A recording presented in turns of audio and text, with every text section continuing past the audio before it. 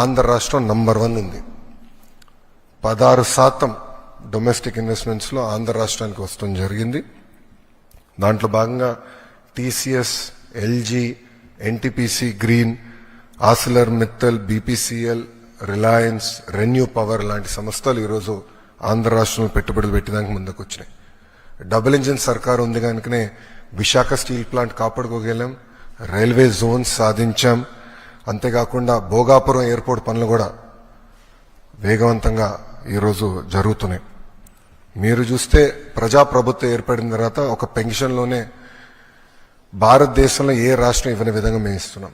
వృద్ధులకి 1000 రూపాయలు పెంచాం, వికలాంగులకి 3000 రూపాయలు పెంచాం, బెడ్కే పరిమితం అవుతే 15,000 రూపాయలు ప్రతి నెల ప్రభుత్వం ఇస్తుంది. భారతదేశంలో ఏకైక ప్రభుత్వం ఇస్తుంది, అది ఆంధ్ర రాష్ట్ర ప్రభుత్వం.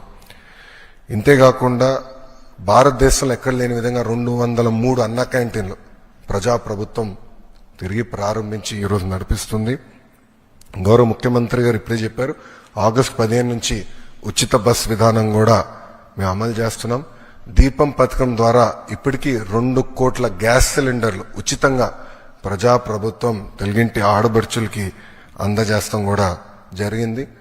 దాంట్లో కొన్ని సవరణలు తీసుకొచ్చి ఏకంగా ఆ డబ్బులు డైరెక్ట్గా మహిళల అకౌంట్లో కూడా వేయాలని ఒక నిర్ణయం కూడా ప్రభుత్వం తీసుకుంటాం జరిగింది. ఈరోజు ముఖ్యమైన కార్యక్రమం తల్లికి వందనం. ఎన్నికల్లో మనం ఇచ్చిన హామీ నిలబెట్టుకుంటున్నాం. ఆనాడు చాలా స్పష్టంగా ఎంతమంది పిల్లలుంటే అంతమంది పిల్లలకి తల్లికి వందనం ఇస్తానని హామీ ఇచ్చాం. దాంట్లో భాగంగా జియో ఇచ్చాం. ఈ రోజు నుంచి డబ్బులు తల్లుల అకౌంట్లో కూడా పడతాయి.